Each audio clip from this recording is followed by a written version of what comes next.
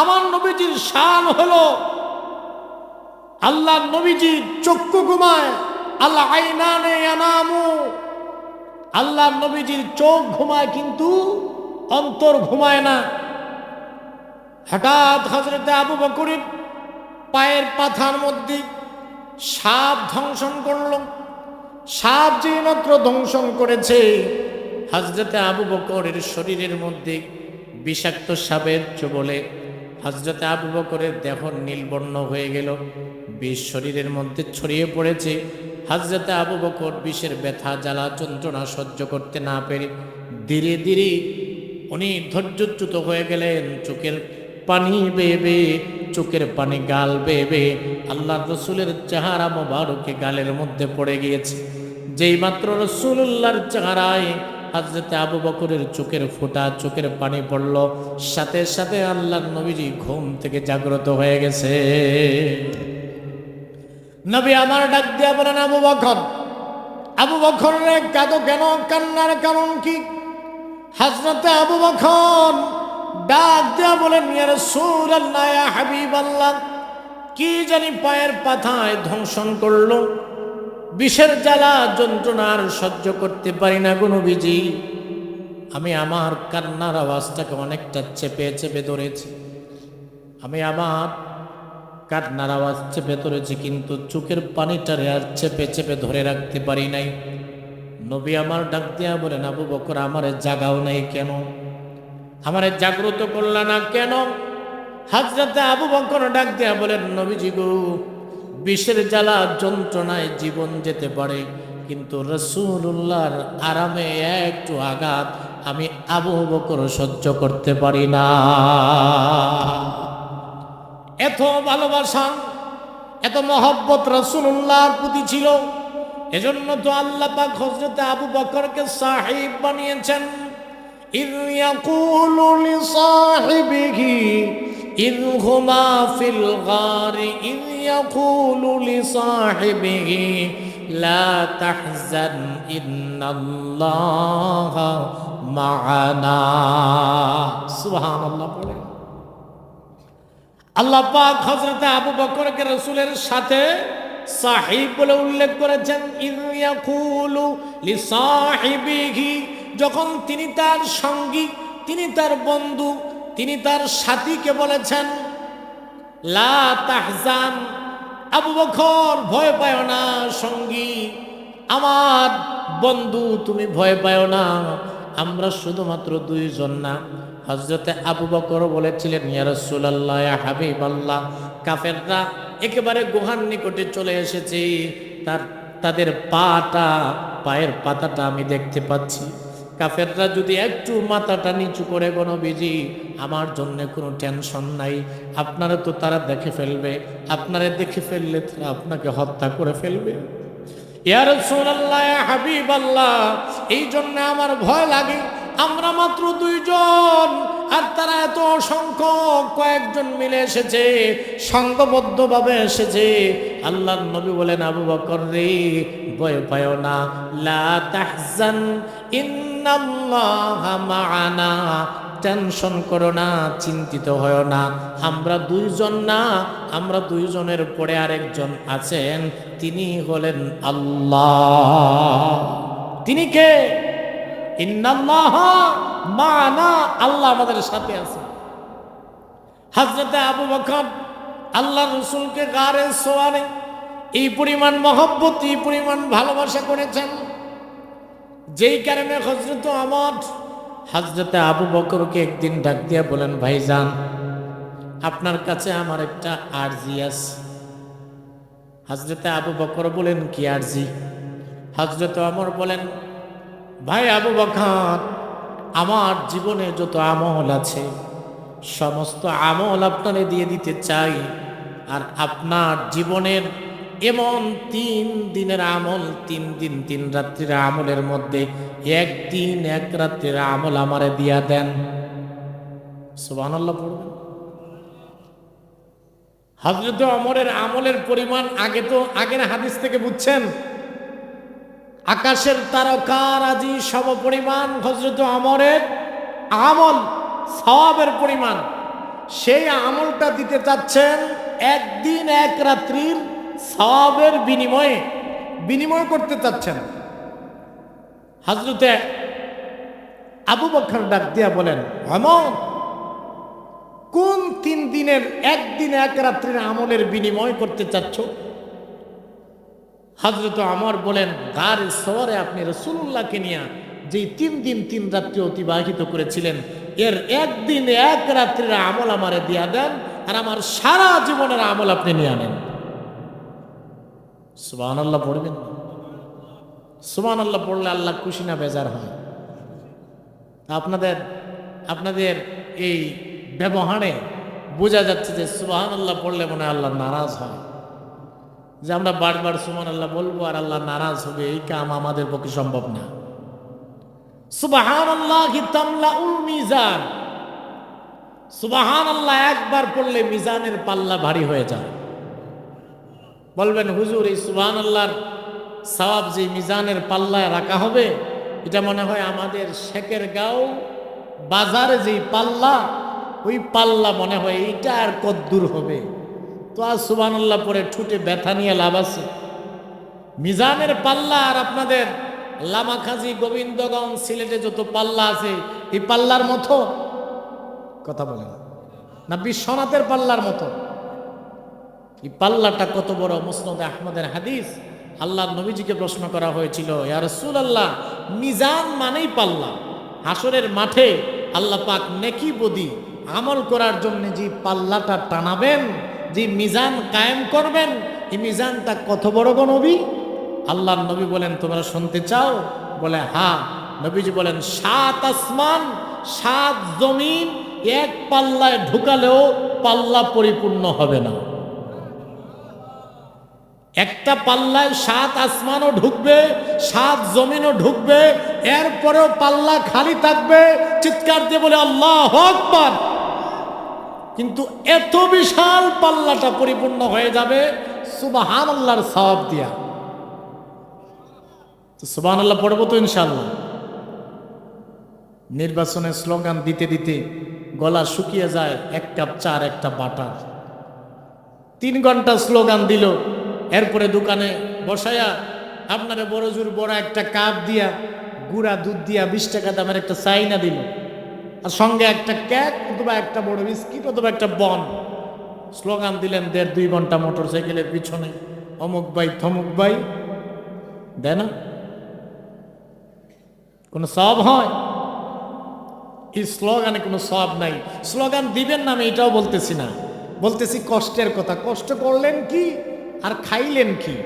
আর এই জায়গায় শুধু ঠোঁট নাড়িয়ে একবার বলবেন সুবহানাল্লাহ, আল্লাহ পাক মিজানের পাল্লা সওয়াব দিয়ে পরিপূর্ণ করে দিবেন। শুধুমাত্র মিজান নয়, আল্লাহর নবী, প্যারা নবী বলেন, 7 আসমান, আসমানের নিচে জমিনের উপরে যে ফাঁকা জায়গা আছে, জমিন থেকে আসমানের দূরত্ব হলো 500 বছরের রাস্তা। সুবহানাল্লাহ পড়েন। জমিন থেকে আসমানের দূরত্ব 500 বছরের রাস্তা। বলবেন কিসের গতিতে হুজুর? রকেটের গতিতে না, বিমানের গতিতে? না, রকেটের গতিতে না, বিমানের গতিতে না। এটা কিসের গতিতে? কারণ বিমানের গতিতে হতো যদি বৈজ্ঞানিকরা জমিন থেকে আসমানে কোনোদিন কোনো একটা যন্ত্র পাঠাতো। যারা বিমান আবিষ্কার করেছে, যারা রকেট আবিষ্কার করেছে, এরা একটা রকেট, একটা বিমান যদি জমিন থেকে আসমানে পাঠাতো আর গনে গনে বলতো আমাদের এই রকেটটা জমিন থেকে আসমানে যেতে, আমেরিকা থেকে আসমানে যেতে 500 বছর লাগছে, তাহলে আমরা তাদের কথাটা মেনে নিতাম। কিন্তু এই কথাটা এবং এই তত্ত্বটা কোনো বৈজ্ঞানিকের নয়, কোনো মহাকাশ বিজ্ঞানীর কথা নয়। এই কথাটা বলেছেন আমার রাসূলুল্লাহ। জমিন থেকে আসমানের দূরত্ব 500 বছরের রাস্তা। কিসের ভিত্তিতে? আল্লাহর নবী বলেন বিদ্যুতের গতিতে। বিদ্যুতের গতি। এবার প্রশ্ন হলো বিদ্যুতের গতিটা কতটুক? বিজ্ঞান বলে বিদ্যুতের গতি হলো প্রতি সেকেন্ডে 1,86,000 মাইল। সুবহানাল্লাহ। বিদ্যুতের গতি বিজ্ঞান বলে প্রতি সেকেন্ডে 1,86,000। কথা বলেন, 1,86,000 মাইল। বিদ্যুতের গতি। এই বিদ্যুতের গতিতে কোনো নবযান, কোনো আকাশযান, কোনো মহাকাশ বিজ্ঞানী এখনো পর্যন্ত আবিষ্কার করতে পারে নাই। এটা বিদ্যুতের গতি নয়। বিদ্যুতের গতিতে কিয়ামত পর্যন্ত কোনো একটা মহাকাশ বিজ্ঞানী যদি এরকম কোনো আকাশযান তৈরি করতে পারে আর জমিন থেকে ওটা ছাড়ে, তাহলে আকাশে যেতে সময় লাগবে 500 বছর। সুবহানাল্লাহ পড়েন। আল্লাহর নবী এরপরে বলেন, এক আসমান থেকে আরেক আসমানের দূরত্ব 500 বছর, দ্বিতীয় আসমান থেকে তৃতীয় আসমানের দূরত্ব 500 বছর। আল্লাহর নবীজি, এই নবী, দয়াল নবী বলেছেন, এই 500 বছরের গ্যাপ সুবহানাল্লাহর সওয়াব যদি জমিনে রাখা হয়, আসমান আর জমিনের ফাঁকা জায়গা সুবহানাল্লাহর সওয়াবে ভরে যাবে। আরো জোরে বলেন সুবহানাল্লাহ। সম্মানিত হাজিরিন, এই জন্য ঠোঁটটা একটু নাড়বেন। জবানের জাকাত আছে, ঠোঁটেরও জাকাত আছে। ইবাদতের মাধ্যমে জবানের জাকাত আদায় হবে, ঠোঁটের জাকাত আদায় হবে। আমরা করব তো ইনশাল্লাহ। আমার বাবাজিরা, হযরতে আবু বকর সিদ্দিক আকবর গারে সওয়ারে, সওয়ার গুহায় আল্লাহর নবী, প্যারা নবী রাহমাতুল লিল আলামিনের প্রতি যে মহব্বত প্রকাশ করলেন, যেই জবাবটা দিয়েছিলেন, এই গারে সওয়ারের 3টা রাত্রি, 3 রাত্রি অতিবাহিত করেছেন রাসূলুল্লাহর পূর্ণাঙ্গ মহব্বতে। তাহলে বোঝা যায় মহব্বতের এমন দাম, মহব্বতের এই মূল্যায়ন পৃথিবীতে কোনো কিছু দিয়া করা যায় না। মহব্বতের মূল্যায়ন, মহব্বতের বিনিময় দুনিয়ার কোনো কিছুর মাধ্যমে করা যায় না। এই 3 রাত্রির যে মহব্বত, গোটা জিন্দেগি হযরত আবু বকর আল্লাহর রাসূলকে মহব্বত করেছেন, ভালোবেসেছেন, কিন্তু এই 3 রাত্রিতে এমন মহব্বত প্রকাশ করেছেন, জীবনের চাইতে আল্লাহর রাসূলকে বেশি ভালোবাসেন, এটা প্রমাণ করেছেন। জীবন যাইতে পারে, বিষাক্ত সাপের ধ্বংসনে আমার জীবন কুরবান হতে পারে, কিন্তু আপনার ঘুমটা আমি ঘুমের মধ্যে ব্যাঘাত ঘটাবো, আপনার ঘুম নষ্ট হবে, আপনার আরামের মধ্যে ত্রুটি হবে, আমি আবু বকরের পক্ষে এটা সম্ভব না। আল্লাহ নবীজি এরপরে নিজের থুতু মোবারক, লালা মোবারক হযরতে আবু বকরের যে জায়গায় দংশন করেছে ওই জায়গার মধ্যে একটু লাগিয়ে দিলেন। সাথে সাথে হযরতে আবু বকরের এই দংশিত স্থানে লাগানোর সাথে সাথে হযরতে আবু বকর সুস্থ হয়ে গেছেন। সুবহানাল্লাহ।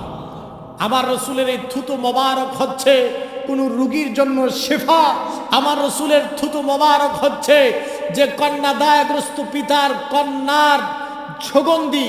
আমার রাসূলের থুতু মোবারক, যেই কুয়ায় পানি উঠে না, ওই কুয়ার মধ্যে যদি থুতু নিক্ষেপ করেন, কুয়া থেকে বুলগিরি দিয়ে আল্লাহর নবীজির থুতু মোবারকের মাধ্যমে কুয়া থেকে পানি নিষ্কাশিত হয়। চিৎকার দিয়ে বলে সুবহানাল্লাহ। কেমন নবী পেয়েছি আমরা।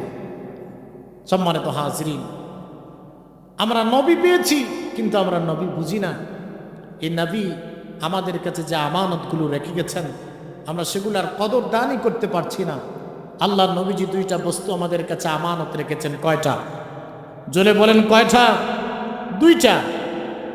বিদায় হজ্জের 1.5 লক্ষ সাহাবীর সামনে আল্লাহর নবী, প্যারা নবী রাহমাতুল লিল আলামিন বিদায় হজ্জের ভাষণে 1.5 লক্ষ সাহাবীদের সামনে বললেন, তারাকতু ফিকুম আমরাইন লাম তাদিল্লু মা তামাসসাকতুম বিহিমা কিতাবাল্লাহি ওয়া সুন্নাত রাসূলি। আল্লাহর নবী বলেন, আমি তোমাদের নিকট 2টা বস্তু রেখে গেলাম। এই 2টা বস্তু যতক্ষণ পর্যন্ত তোমরা আঁকড়ায়া ধরবে, ততক্ষণ পর্যন্ত তোমরা পথভ্রষ্ট হবে না। কার কথা? কার কথা? রাসূলুল্লাহর কথা। কার কথা? রাসূলুল্লাহর বাণী। 2টা বস্তু, একটা হলো আল্লাহর কিতাব কোরআন, একটা হলো কি? আল্লাহর কিতাব কোরআন, আর একটা হলো রাসূলুল্লাহর সুন্নাত না হাদিস? রাসূলুল্লাহর সুন্নাত না হাদিস? ওয়া সুন্নাত রাসূলি, রাসূলের সুন্নাত। ওয়া হাদিস রাসূলি বলেন নাই যে আমার হাদিস, রাসূলের হাদিস বলেন নাই, সুন্নাত বলেছেন। সুতরাং এই জন্যই তো আমরা আহলে সুন্নাত ওয়াল জামাত, আমরা আহলে হাদিস না। কথা বলেন, আমরা আমাদের পরিচয় এই জন্যই দেই আহলে সুন্নাত ওয়াল জামাত, আহলে হাদিস দেই না। কারণ সব হাদিসের উপর আমল করা যায় না, যত হাদিসের উপর আমল করা যায় ওগুলোই সুন্নাত। হাদিসের মধ্যে আসছে রাসূলুল্লাহ দাঁড়িয়ে পেশাব করেছেন প্রয়োজন বশত কোনো এক কারণে। আমরা কি দাঁড়িয়ে পেশাব করি? কথা বলেন না, কারণ এটা হাদিস, কিন্তু এটা সুন্নাত নয়। এটা কি হাদিস? দাঁড়িয়ে রাসূল আতা সুবাত আতা কওমিন ফাবালা কামা, আল্লাহ নবীজি একটা কওমের একটা আবর্জনা ডাস্টবিন এই জাতীয় একটা বস্তুর পাশে আসলেন, বিশেষ প্রয়োজনে দাঁড়িয়ে পেশাব করলেন। কারণ ময়লা জাতীয় এই জায়গায় বসে পেশাব করলে এই যে ছিটা ছাটা যেটা, ওইটা কাপড়ে পড়বে না। কথা বলেন না, এই জায়গায় বসে পেশাব করার চাইতে দাঁড়িয়ে পেশাব করাটা নিজের পরিষ্কার পরিচ্ছন্নতার জন্য বেশি উপযোগী। এই জন্য বিশেষ প্রয়োজনে রাসূল দাঁড়িয়ে পেশাব করেছেন। এই কারণে কেউ যদি বলে যে দাঁড়িয়ে পেশাব করা হাদিসে আছে, আজ থেকে দাঁড়িয়ে স্টার্ট দাও, তাহলে তার মাথার তার সবটা জায়গায় আছে না ছিঁড়ে গেছে। আল্লাহ রসুল বলেছেন 3 দিনের বেশি কুরবানির গোশত সংরক্ষণ করে রাখা যাবে না, এটা হাদিস। এখন আপনারা যারা কুরবানি দেন ফ্রিজে 3 দিন কেন 3 মাসও তো সংরক্ষণ করে রাখেন। আমার আহলে হাদিস ভাইয়েরা যারা হাদিস হাদিস বলে স্লোগান দেয়, আমরা আহলে হাদিস, আমরা হাদিসের উপর আমল করি, তাদের ঘরের ফ্রিজটাও যদি খুঁজেন তাহলে গোশত 3 দিনে শেষ হবে না, 3 সপ্তাহ পেরিয়ে যাবে। বেশি করে খুঁজলে 3 মাসের পুরানো গোশত পাওয়া যাবে। যাবে কি না? জোরে বলেন। এই জায়গায় হাদিস মানল না। হাদিস এটা ঠিক, কিন্তু এটা হাদিস আল্লাহর নবীজি একটা দুর্ভিক্ষকালীন সময়ে একটা কুরবানির ঈদ ছিল। সমস্ত জায়গায় দুর্ভিক্ষ চলতেছে, মানুষ খাবার দাবারের জন্য কষ্ট পাচ্ছে। সবাই যাতে সংকুলানভাবে সবাই যাতে খাদ্য খেতে পারে, এজন্য রাসূল বলেছেন এই বছর সংরক্ষণ করা যাবে না, পরবর্তীতে সংরক্ষণ করা রাখা যাবে, কিন্তু এই বছর করা যাবে না। সুতরাং এই হাদিসের উপর আমাদের আমল নাই, অন্য হাদিসের উপর আমাদের আমল আছে। বিদায় সব হাদিসের উপর আমল করা যায় না। সব হাদিসের উপর আমল করতে গেলে আপনি নিজেই বিপদে পড়বেন। এজন্য আমরা আহলুস সুন্নাত ওয়াল জামাত, রাসূল বলেছেন যে আমি হাদিস তোমাদের নিকট ছেড়ে যাচ্ছি না, ওয়া সুন্নাত রাসূলি, সুন্নতকে আঁকড়ে ধরার জন্য আল্লাহর রাসূল বলেছেন। আল্লাহর নবী বলেছেন মান তামাসসাকা বিসুন্নতি ইনদা ফাসাদি উম্মতি ফালাহু আজরু শাহীদ। আল্লাহর নবী বলেছেন এমন একটা জামানা আসবে, ওই জামানায় একটা সুন্নত আঁকড়ে ধরা এমন বেশি কষ্টদায়ক হয়ে যাবে। ওই ফিতনার জামানায় আমার একটা উম্মত যদি একটা সুন্নতকে দাঁত দিয়া কামড়ায়া আঁকড়ে ধরতে পারে, নবী আমার বলেন 100 শহীদের সওয়াব হয়ে যাবে। সুন্নত আঁকড়ে ধরতে বলছেন না হাদিস বলছেন?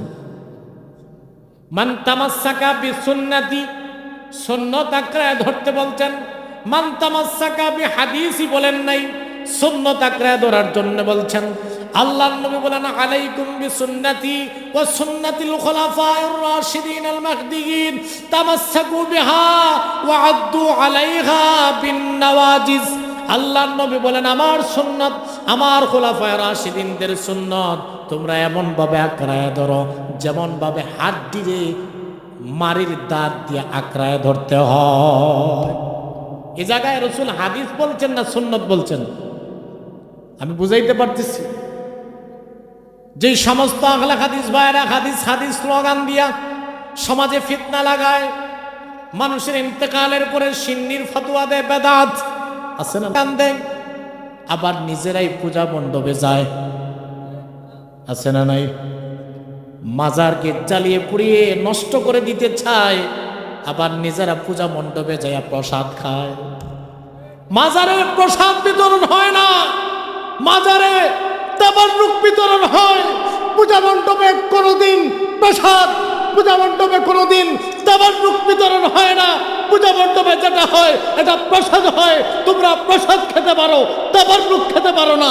তোমাদের ভাগ্যে প্রসাদ জুটে কিন্তু তাবাররুক জুটে না। তোমরা পুরা কপালি। কথা বলেন ঠিক কিনা? মাজারে স্বেচ্ছায় ইচ্ছা মতো যেতে পারো, আর রোজার পূজাকে মুর্দার এপিট ওপিট বলতে পারো। ইসলামকে জবাই করে তোমরা একবারে জীবন্ত জবাই করে দিচ্ছ স্বার্থের কারণে, এটা মসনদে বসার জন্যে। ইসলামের অপব্যাখ্যা করা এটা কখনো সম্ভব এ বাংলার জমিনে হবে না, আমরা হতে দেব না। আহলে সুন্নাত ওয়াল জামাতের আকীদা অনুসারী আল্লামা ফুলতলি সাহেব কেবলা রহমতুল্লাহ আলাইহির রুহানি সন্তানগণ যতদিন বাংলার জমিনে থাকবে ইসলামকে জবাই করতে দেওয়া হবে না, হবে না, হবে না। আমাদের রক্ত থাকতে ইসলামের বিকৃতি সাধন হতে আমরা দেব না। সম্মানিত হাজিরিন, ইসলামের বিকৃতি তাফসীর করা হচ্ছে যে অমুক দল করলেই নাকি জান্নাতে যাবে, অমুক দলে ভোট দিলেই নাকি জান্নাতে যাবে। তো যারা অমুক দল করবে না, অমুক দলে ভোট দেবে না, এরা কি জাহান্নামে যাবে? কথা বলেন না আপনারা? ইউরোপ আমেরিকার মানুষ যারা, আরব বিশ্বের মানুষ যারা, এরা অমুক দল তো করে না, তমুক দলে ভোটে দেবে না, তো তারা কি জান্নাতে যাবে না? কথা বলেন। আরবের মানুষেরা বাংলাদেশে ভোট দিবে, তো তারা তো ভোট দিল না, তাদের সমর্থন করলো না, তো তারা জাহান্নামে চলে যাবে না। এই যে কোরআনের অপব্যাখ্যা করা হচ্ছে, কোরআনের অপব্যাখ্যা করা হচ্ছে, মানুষদেরকে ইমোশনাল ইসলামিক ব্ল্যাকমেইল করা হচ্ছে স্বার্থের কারণে। এদের থেকে সাবধান। আমরাও চাই এদেশ কোরআনের শাসন কায়েম হোক, এদেশে ইসলামী আইন কানুন প্রয়োগ হোক, কিন্তু ইসলামের অপব্যাখ্যা করে নয়, ইসলামের জবাই করে নয়, কোরআন হাদিসের যথাযথ প্রয়োগের মাধ্যমে, যথাযথ ব্যাখ্যা বিশ্লেষণের মাধ্যমে এদেশের মানুষদেরকে বোঝাতে হবে। কথা বলেন ঠিক কিনা? সম্মানিত হাজিরিন, সুতরাং এরা মাজার জিয়ারতে যায় না, বাজার পূজা হয়ে যায়, আবার পূজা মণ্ডপে যায়। এদের থেকে সাবধান। আল্লাহ পাক যেন আমাদেরকে এদের থেকে সাবধান, চোখ কান খোলা রেখে বুঝার চলার তৌফিক দান করেন। সকল পড়ে আমিন। তো রাসূলুল্লাহ বলেছেন সুন্নত দাঁত দিয়ে কামড়ে আঁকড়ে ধরতে হবে। ফিতনার জামানায় এমন একটা সময় আসবে, এমন একটা সময় আসবে, মানুষ নামাজ পড়বে, টুপি পড়বে, এরা মসজিদে যাবে, কিন্তু প্রকৃত মুমিন মুসলমান খুঁজে পাওয়া কঠিন। এই জামানায় আমরা চলে এসেছি। আমাদেরকে কোরআন এবং হাদিসকে আঁকড়ে ধরতে হবে। এই যে রাসূলুল্লাহর যে বাগান, এটা মাদ্রাসা, এটা কোরআনের বাগান। এই কোরআনের মহব্বত প্রকাশ হবে আপনি যদি মাদ্রাসাকে মহব্বত করেন। আল্লাহর নবী, প্যারা নবী বলেছেন ইকরাউল কুরআন ফাইন্নাহু ইয়াতি ইয়াওমাল কিয়ামাতি শাফিআন লিআসহাবি। নবীজি আমার বলেন কোরআন বেশি বেশি করে পাঠ করো, কোরআন বেশি বেশি করে যদি পড়ো, কোরআন তোমাকে শাফাআত করে আল্লাহর তৈরি জান্নাতে নিয়ে যাবে। আল্লাহ যেন কোরআনের শাফাআত আমাদের ভাগ্যে নসিব করেন। সকলে পড়ে আমিন। আপনাদের মধ্যে এখানে অনেকে আছেন কোরআন পড়তে জানেন না। বলবেন হুজুর আমি তো কোরআন পড়তে জানি না, আমার দুর্ভাগ্য, আমার বাবা মা আমারে কোরআন পড়া শেখায় নাই, আমি পড়া কপাল, আমি কোরআন পড়তে জানি না, এখন বৃদ্ধ হয়ে গেছি, এই বয়সে কোরআনটা শেখা সম্ভব নয়, আমি কেমনভাবে এই কোরআনের ফায়েজ বারাকাত হাসিল করতে পারি? আল্লাহর নবী বলেন কুন আলিমান আও মুতাআল্লিমান আও মুঈনান আও মুহিব্বান ওয়ালা তাকুন খামিসা। আল্লাহর নবী বলেন তুমি আলেম হয়ে যাও, যদি আলেম হওয়া সম্ভব না হয় তাহলে ছাত্র হও, কোরআনের ছাত্র হয়ে যাও, দ্বীন ইসলামের তুমি দ্বীনের ছাত্র হয়ে যাও। যদি ছাত্র হওয়া সম্ভব না হয়, এই বয়সটা তোমার না থাকে, আও মুঈনান যেখানে ছাত্র বানানো হয়, যেখানে কোরআন শিক্ষা দেওয়া হয়, ওই জায়গায় ওই প্রতিষ্ঠানের সাহায্যকারী হয়ে যাও। এই প্রতিষ্ঠানগুলোর সাহায্য করে কোরআনের সাহায্যকারী হয়ে যাবেন।